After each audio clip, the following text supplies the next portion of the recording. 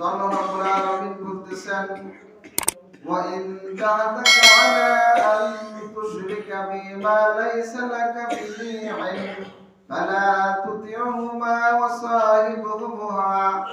ওয়াসাহিবহুমা ফিদ দুনিয়া মা'রুফান ওয়াত্তাবি' সাবিলা মান আনাবা ইলাইয়া সুম্মা ইলাইয়া মারজি'ুকুম ফায়ুনাব্বি'ুকুম বিমা কুনতুম তা'মালুন। আল্লাহ রাব্বুল আলামিন লুকমান হাকিমকে শ্রেষ্ঠত্ব দিয়েছেন। আল্লাহ রাব্বুল আলামিন তার ছেলেকে উপদেশ দিয়েছেন। এই উপদেশ বলে আল্লাহ রাব্বুল আলামিনের কাছে এত দামি, এত সুন্দর লাগছে। আল্লাহ রাব্বুল আলামিন আপনি আমার এই কথাগুলি শিক্ষার জন্য, এখান থেকে যে শিক্ষা আছে আল্লাহ রাব্বুল আলামিন আমাদেরকে শিক্ষার জন্য পবিত্র কোরআনে কারিমে লুকমান হাকিমের কথাগুলি তার ছেলেকে দেওয়া উপদেশ বলে তিনি পবিত্র কোরআনে কারিমে অবতীর্ণ করে দিয়েছেন, লিপিবদ্ধ করেছেন।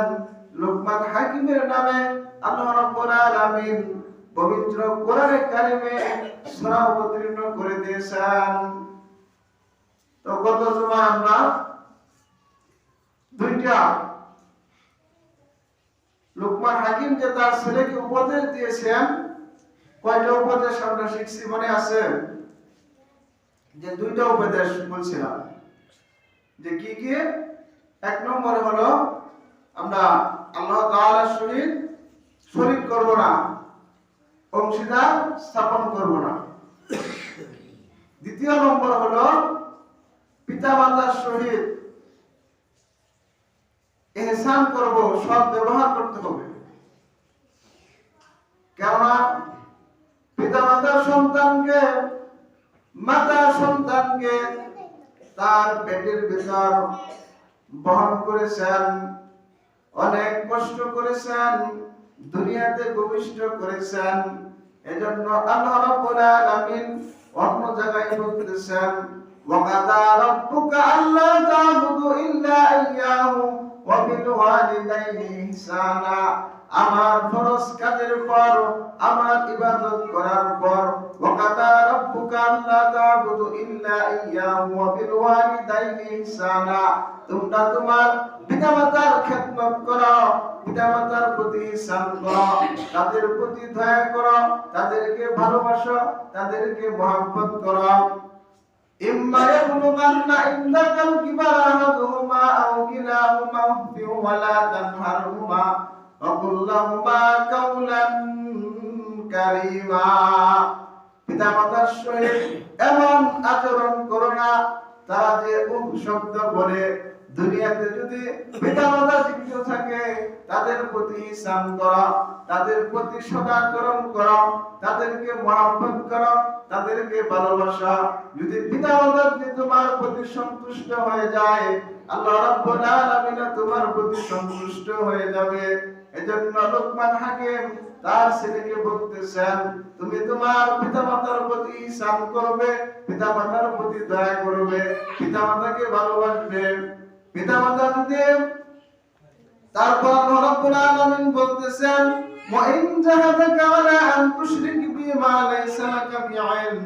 যদি তোমার পিতামাতা তোমাকে শিরকের, আমার প্রতি অংশীদার স্থাপন করার জন্য কোন কথা বলে, পিরাপিরি করে আমার সাথে অংশীদার করার জন্য, আমার প্রতি শিরক করার জন্য, আমার সাথে অংশীদার স্থাপন করার জন্য, তাহলে তোমরা সেই কাজ করবে না, আমার সহিত শিরক করবে না।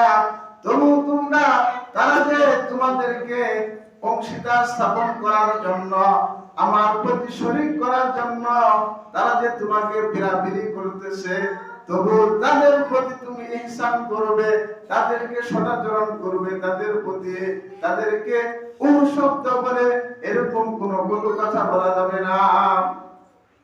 যে তোমার পিতামাতা তোমাকে যদি শিরকের পর্যায়ে নিয়ে যায়, যে তুমি আল্লাহর সাথে শরীক করো, তুমি এটা বুঝো না, তুমি কিন্তু আল্লাহ তাআলার সহিত শরীক করবে না, সে যে এই কথা বললো, তোমার পিতামাতাকে তুমি ধমক দিতে পারবে না, তার প্রতি তুমি ইহসান করবে, সদাচরণ করবে। হযরত সাদ ইবনে মালিক রাদিয়াল্লাহু আনহু তিনি তার পিতামাতাকে মহব্বত করেন, পিতামাতার প্রতি ইহসান করেন, পিতামাতাকে দয়া করেন। একদিন সাদ ইবনে মালিক রাদিয়াল্লাহু আনহু ইসলাম গ্রহণ করার পূর্বে যখন তার মা যে তিনি এরকম পর্যায়ে যাইতেছেন, তিনি ইসলাম গ্রহণ করবেন, আস্তে আস্তে যখন তিনি ইসলাম কবুল করলেন, তার মা তাকে বলতেছেন, তুমি যে ইসলাম কবুল করেছ, ইসলাম ধর্ম গ্রহণ করেছ, আমি তো তোমার ঘরের খাবার খাবো না, আমি খাবার না খেলে আমার শরীর দুর্বল হয়ে যাবে, মানুষ তোমাকে সিসি দিবে। যা সাদ ইবনে মালিকের মা খাবার না খেয়ে মৃত্যুবরণ করেছে। সাদ ইবনে মালিক রাদিয়াল্লাহু আনহু বলতেছেন, তুমি যদি খাবার না খাও আমার কোনো যায় আসে না, আমি ইসলাম ধর্ম গ্রহণ করেছি, ইসলাম ধর্মের উপরে থাকব। আল্লাহ রাব্বুল আলামিন আমাকে ইসলামের উপর প্রতিষ্ঠিত করেছেন, তোমার যতটুকু খেদমত করার দরকার আমি খেদমত করব, তুমি যদি খাবার না ভক্ষণ করো তাতে আমার কোনো আসে যায় না। তারপর একদিন এক রাত সাদ ইবনে মালিক রাদিয়াল্লাহু আনহু খাবার না খেয়ে দেখতেছেন যে তার ছেলে না ইসলাম গ্রহণ করছে, ইসলাম থেকে তিনি বিপদ হবেন না, তারপর তিনি খাবার খেয়েছেন। এই তার সাদ ইবনে মালিক রাদিয়াল্লাহু আনহু এর জন্যই আল্লাহ রাব্বুল আলামিন তিনি বলতেছেন, আমার জন্যই আল্লাহ রাব্বুল আলামিন এই আয়াত অবতীর্ণ করেছেন, ওয়া ইন জানাকা আলা আন তুশরিকা বিমা লাইসা লাকা বিহি ফালা তুতি'হুমা ওয়া সাহিবহুমা ফিদ দুনিয়া মা'রুফান ওয়াত্তাবি' সাবিলা মান আনাব ইলাইয়া সুম্মা ইলাইয়া মারজি'ুকুম ফায়ুনাব্বিউকুম বিমা কুনতুম তা'মালুন। সাদ ইবনে মালিক রাদিয়াল্লাহু আনহু তিনি বলতেছেন, আমার জন্যই আল্লাহ রাব্বুল আলামিন সম্ভবত এই আয়াত অবতীর্ণ করেছেন, যে কেননা আমার মাতা ছিল বিধর্মী, তিনি ইসলাম গ্রহণ করেন নাই। আমি যখন ইসলাম কবুল করেছি, ইসলাম ধর্ম গ্রহণ করেছি, তখন তিনি প্রতিজ্ঞা করেছেন যে আমাকে আমার করে সে ভক্ষণ করবে না, আমার করে সে খাবে না। যখন আমি দৃঢ়ভাবে প্রতিজ্ঞা করেছি যে আমি ইসলাম ধর্ম গ্রহণ করেছি, ইসলাম ধর্ম থেকে আমি অন্য ধর্মে যাব না, তখন তার মা তারপরে ভক্ষণ করলো। তখন এজন্য আল্লাহ রাব্বুল আলামিন পবিত্র কোরআনে কারীম আয়াত নাযিল করলেন, বললেন, তোমার পিতামাতা যদি তোমাকে আমার প্রতি অংশীদার স্থাপন করার জন্য পিড়াপিড়ি করে, তারা জোর করে যে তুমি অন্য ধর্মে যাও, তুমি দৃঢ় প্রতিজ্ঞায় থাকবে, ইসলামের উপর আমার প্রতি শরীক করবে না, আমার সাথে অংশীদার স্থাপন করবে না, একমাত্র আমার ইবাদত করবে, আমার দাসত্ব করবে, আমার গোলামি করবে, দৃঢ় প্রতিজ্ঞায় থাকবে, তবু তারা যে তোমাকে এই কথা বললো আমার প্রতি শরীক করার জন্য, অংশীদার স্থাপন করার জন্য, এই কথা বলার কারণে তাদেরকে কোনো কষ্ট দিবে না, তাদেরকে ইহসান স্বরূপ আচরণ করবে। কি কথা বলছেন? পিতা মাতা যদি আপনাকে শিরকের পর্যায়ে নিয়ে যায়, তবু তাদেরকে কোনো কটু কথা বলা যাবে না, তাদের প্রতি ইহসান করতে হবে। এটা কার কথা? আল্লাহ তাআলার কথা। আল্লাহ রাব্বুল আলামিন বলতেছেন, ওয়াসাহিবহুমা ফিদ দুনিয়া মারুফান, তাদের সহিত ইহসান স্বরূপ, মারুফান শব্দের অর্থ হলো ইহসান স্বরূপ, সম্মান সূচক আচরণ করো। ওয়াত্তাবি সাবিলা মান আনাবা ইলাইয়া সুম্মা ইলাইয়া মারজিউকুম ফায়ুনাব্বিউকুম বিমা কুনতুম তা'মালুন। সুম্মা ইলাইয়া মারজিউকুম ফায়ুনাব্বিউকুম বিমা কুনতুম তা'মালুন। পুনরুত্থান তো কাল কিয়ামতের দিন পুনরুত্থান তো আমি করব, তোমাদেরকে মৃত থেকে জীবিত আমি করব। আল্লাহ রাব্বুল আলামিন এই কথা বলতেছে। তাহলে উপদেশগুলো তিনটা। এক নম্বর হলো আল্লাহর সহিত শিরক করা যাবে না, পিতামাতার সহিত ইহসান করতে হবে। যে কিরকম ইহসান করতে হবে, যে পিতামাতা যদি আপনাকে শিরকের পর্যায়ে নিয়ে যায়, আল্লাহ তাআলার সহিত অংশীদার করার জন্য যদি তারা বলে, সেটা তো মানা যাবে না। এটা যে সে বললো, এজন্য পিতামাতাকে ধমক দেওয়া যাবে না, তাদের সহিত ইহসান করতে হবে দুনিয়াতে। তারপর আল্লাহ রাব্বুল আলামিন বলতেছেন, ইয়া বুনাইয়া ইন্নাহা ইন তাকু মিসকালা হাববাতিন মিন খারদাল ফাতাকুন ফি সাখরাতিন আও ফিস সামাওয়াতি আও ফিল আরদি ইয়াতি বিহা আল্লাহ ইন্নাল্লাহা লাতীফুন খাবীর। ইয়া বুনাইয়া, হে আমার বৎস, হে আমার ছেলে, ইন্নাহা ইন তাকা মিসকালা হাববাতিন মিন খারদাল, জমিনের মাঝে শস্য পরিমাণ, শস্যের দানা পরিমাণ যদি কোনো বস্তু থাকে, আল্লাহ রাব্বুল আলামিন তা প্রকাশ করবেন। জমিনের মাঝে আপনি যদি কোনো ভালো কাজ করেন, এটাও আল্লাহ রাব্বুল আলামিন প্রকাশ করবেন। খারাপ কাজ করলেও প্রকাশ করবেন। লুকমান হাকিম তার ছেলেকে বলতেছেন, ইয়া বুনাইয়া, হে আমার বৎস, জমিনের ভিতর যদি তুমি কোনো ভালো কাজ করো, সেটাও আল্লাহ রাব্বুল আলামিন প্রকাশ করবেন। আর যদি তুমি খারাপ কাজ করো, সেটাও তোমাকে আল্লাহ রাব্বুল আলামিন কাল কিয়ামতের দিন প্রকাশ করাইবেন। আল্লাহ রাব্বুল আলামিন অন্য জায়গায় বলতেছেন, ফামান ইয়ামাল মিসকালা যাররাতিন খাইরান ইয়ারা, যদি কেউ যারা পরিমাণ নেক কাজ করে, সেটাও আল্লাহ রাব্বুল আলামিন প্রকাশ করবেন। ওমান ইয়ামাল মিসকালা যাররাতিন খাইরান ইয়ারা ওমান ইয়ামাল মিসকালা যাররাতিন শাররান ইয়ারা, যদি কেউ খারাপ কাজ করে, বদ আমল করে, আল্লাহ রাব্বুল আলামিন সেটাও কাল কিয়ামতের দিন প্রকাশ করাইবেন। এজন্য যে দুনিয়াতে আপনি যে কাজ করেন না কেন, খারাপ কাজ করছেন, পাপ করছেন, যে কেউ দেখছে না, কিন্তু আল্লাহ রাব্বুল আলামিন তো দেখছে। আল্লাহ তাআলা বলতেছেন, জমিনের ভিতর তুমি যে কাজই করো না কেন, গোপনে করো, প্রকাশ্যে করো, যারা পরিমাণ, যে সামান্য কিন্তু পরিমাণ যদি হয়, সেটা আল্লাহ রাব্বুল আলামিন কাল কিয়ামতের দিন প্রকাশ করে দিবেন। বান্দার ভালো আমলগুলি আল্লাহ রাব্বুল আলামিন বান্দাকে মিজানের পাল্লার উপর রেখে দিবেন। খারাপ আমলগুলি মিজানের পাল্লায় উঠাবেন না। যখন মিজানের পাল্লা ভারী হয়ে যাবে, বান্দা জান্নাতে চলে যাবে। এজন্য আল্লাহ রাব্বুল আলামিনের বেশি বেশি সৎ আচরণ, দুনিয়াতে বেশি বেশি আল্লাহ তাআলার হুকুম পালন করা, বেশি বেশি আল্লাহ তাআলাকে স্মরণ করা। আপনি যত বেশি নেক আমল করবেন, আল্লাহ রাব্বুল আলামিন কাল কিয়ামতের দিন আপনাকে আপনার নেক আমলের বদলা হিসাবে আল্লাহ রাব্বুল আলামিন আপনাকে জান্নাত দান করবেন। লুকমান হাকিম বলতেছেন যে তুমি দুনিয়াতে যারা পরিমাণ যদি বস্তু থাকে, আল্লাহ রাব্বুল আলামিন কাল কিয়ামতের দিন সেটা উঠাইবেন। ইন্নাহা ইন তাকুম মিসকালা হাববাতিন মিন খারদাল ফাতাকুন ফি সাখরাতিন আও ফিস সামাওয়াতি আও ফিল আরদ। সামাওয়াতুন শব্দের অর্থ হলো আসমান, আরদুন শব্দের অর্থ হলো জমিন।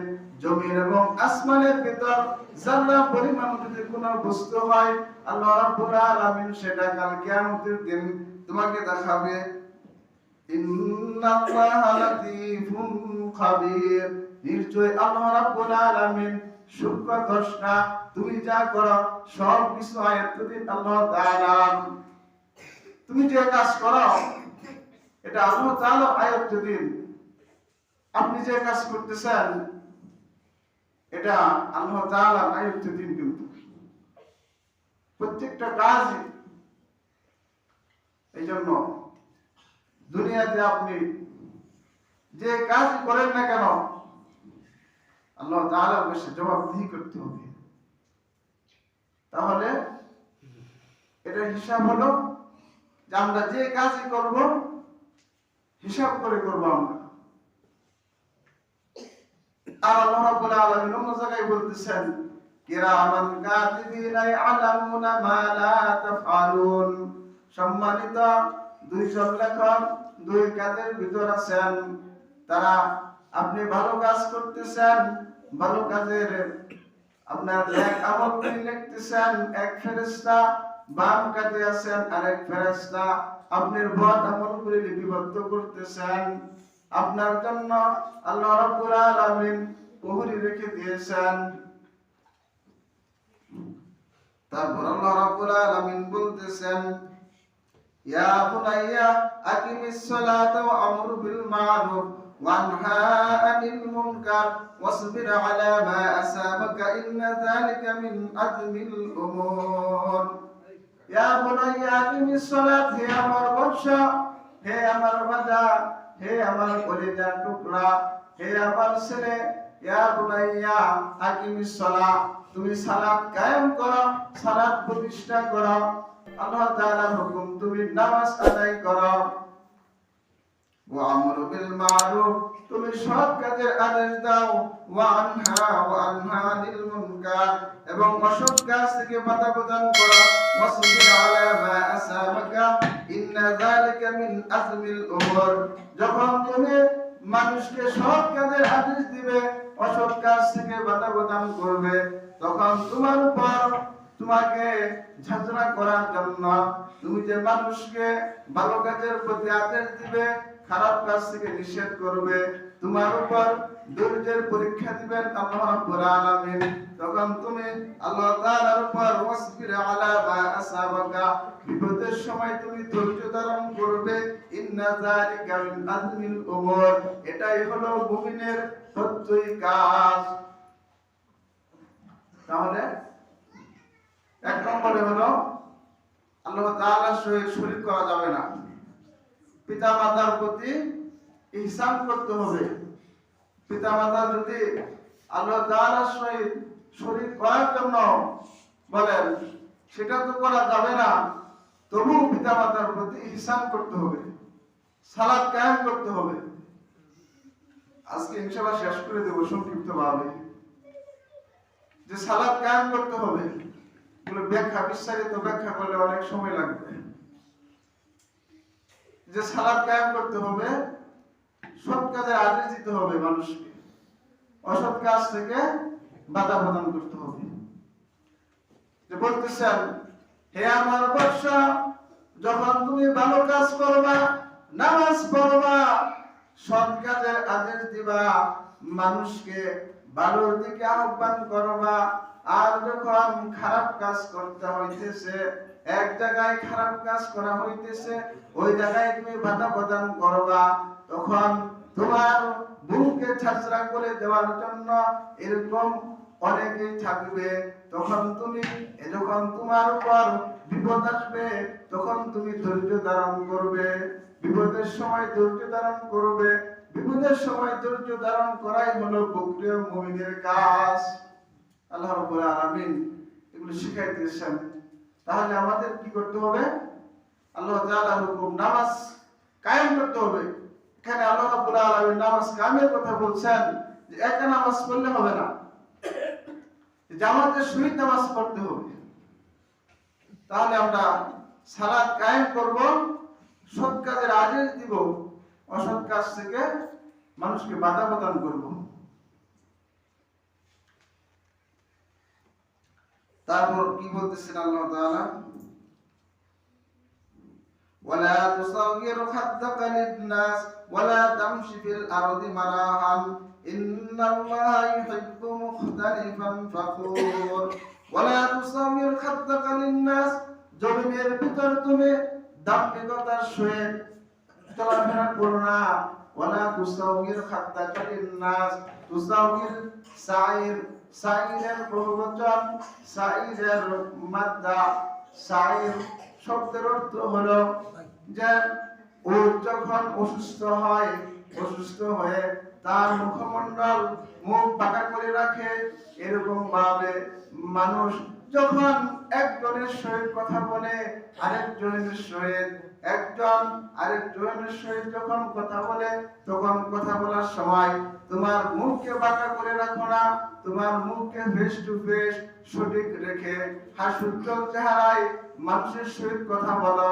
এটা আল্লাহ রাব্বুল আলামিন বলতেছেন যে ওয়ালা তুসাউমির খাদ্দাকা লিন-নাস, যখন তোমরা মানুষের সহিত কথা বলবা তার মুখের সহিত মুখ মিলিয়ে ফেস টু ফেস মুখ মিলিয়ে তোমরা কথা বলবা, মুখকে বাঁকা করে রাখবা না। আছে না যে কথা বলতেছে গম্ভীরতা নিয়ে মনে করেন হাস্যোজ্জ্বল নাই, এরকম অনেক মানুষ আছে। দেখা হলে একটা মুমিন অপর মুমিনের সাথে যদি দেখা হয় তখনই তার কাজ হলো প্রথমে সালাম দেওয়া, হাস্যোজ্জ্বল চেহারায় তাকে জিজ্ঞেস করা আপনি কেমন আছেন, সুন্দরভাবে তার সহিত ভালো আচরণ করা। তাহলে আমাদের কি করতে হবে? মানুষের সহিত যখন দেখা হবে তার মুখের দিকে তাকিয়ে সুন্দরভাবে হাস্যোজ্জ্বল চেহারায় কথা বলতে হবে। এটাও লোকমান হাকিম তার ছেলেকে শিক্ষা দিয়েছেন। আল্লাহ রাব্বুল আলামিন এই পবিত্র কোরআনে কারিমে তার কথাগুলো উঠাই দিয়েছেন। ওয়ালা তামশি ফিল আরদি মারাহান, জমিনের ভিতর তুমি দাম্ভিকতা অহংকার করো না, জমিনের ভিতর তুমি চলাফেরা করো অহংকার বশীত, অহংকারী হয়ে তুমি তোমার টাকা পয়সা আছে, তোমার ধন দৌলত আছে, এজন্য তুমি আল্লাহ তাআলাকে ভয় করো, অহংকারের সহিত বুক ফুলিয়ে তুমি চলাফেরা করো না। নিশ্চয় আল্লাহ রাব্বুল আলামিন অহংকারীকে পছন্দ করেন না। ইন্নাল্লাহা লা ইউহিব্বু মুখতালিফান ফাখুর, আল্লাহ রাব্বুল আলামিন দাম্ভিকতা অহংকারী ব্যক্তিকে পছন্দ করেন না। তাহলে আরেক শিক্ষা হলো মানুষের সহিত যখন আমরা কথা বলবো সুন্দরভাবে আদবের সহিত হুসনুল খালক সুন্দর ভদ্রভাবে মানুষের সাথে আচরণ করতে হবে। আর দাম্ভিকতা অহংকার অন্তর থেকে আপনার দূর করতে হবে।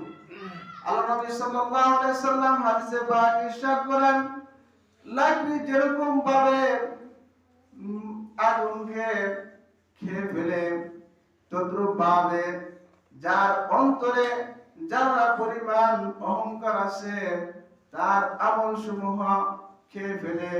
এজন্য লোকমান হাকিম তার ছেলেকে বলতেছেন তুমি অহংকার করো না, দাম্ভিকতা করো না। আল্লাহ রাব্বুল আলামিন অহংকার পছন্দ করেন না, দাম্ভিকতা পছন্দ করেন না। সবাই আজকে শেষ করে দিই, আরেকটা আয়াত আছে সে অনুবাদ করে শেষ করে দিচ্ছি।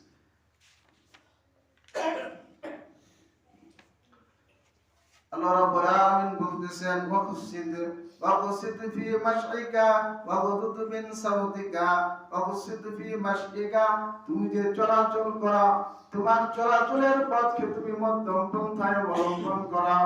তুমি যে জমিনের ভিতর দিয়ে চলাচল করতেছো এই চলাচল তোমার হাঁটার ব্যালেন্স ঠিক রাখো, জোরেও হাঁটবা না আস্তেও হাঁটবা না, মধ্যম পন্থায় অবলম্বন করবা। এটা লোকমান হাকিম তার ছেলেকে বলতেছে যে তুমি যে চলাচল করো জমিনের ভিতর দিয়া এই চলাচলের পথকে তুমি মধ্যম পন্থায় অবলম্বন করো। হাঁটার সময় এটা আগ্রহ নিচে কাপড় পইরা তুমি বেটাগিরি দেখাইয়া দাম্ভিকতা কইরা তুমি চলাফেরা করো না। তারপর আল্লাহ রাব্বুল আলামিন বলতেছেন ওয়াকসিদ ফি মাশইকা ওয়াগদুদ মিন সাউতিকা ইন্না আনকারাল আসওয়াতি লা সাউতুল হামির, ওয়াগদুদ মিন সাউতিকা, আর তোমার এই কণ্ঠস্বরকে তুমি নিচু করো।